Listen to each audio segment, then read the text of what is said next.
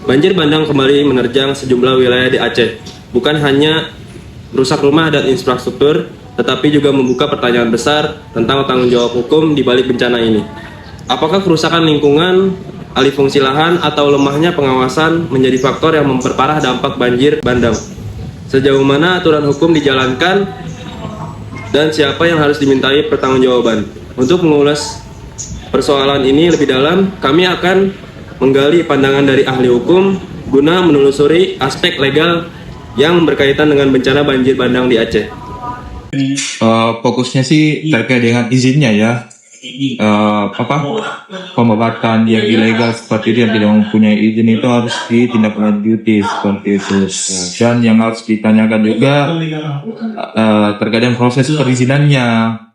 Yang misalnya ada perusahaan yang sudah memiliki juga, tapi mekanisme proses perizinannya itu apakah sudah sesuai hukum atau tidak, seperti itu harus dicek. Apakah dia tetap formil atau tidak. Yang kedua tadi itu yang tidak memiliki izin, nah itu yang tidak memiliki izin itu yang harus ditindak juga. Pembabatan hutan yang dilakukan tanpa izin dinilai sebagai tindakan ilegal yang harus ditindaklanjuti secara hukum. Selain itu, aktivitas perusahaan yang telah mengantongi izin pun tetap perlu diawasi, khususnya terkait mekanisme dan proses perizinan. Apakah telah sesuai dengan ketentuan hukum yang berlaku atau justru menyimpan pelanggaran? Banjir bandang di Aceh tidak hanya menyisakan kerusakan fisik dan trauma bagi warga, tetapi juga menjadi pengingat pentingnya penegakan hukum dalam pengelolaan lingkungan dan tata ruang di Indonesia.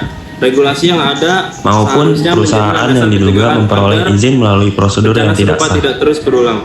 Evaluasi menyeluruh serta penegakan hukum yang tegas diharapkan mampu memberikan keadilan bagi korban sekaligus perlindungan bagi masyarakat di masa mendatang.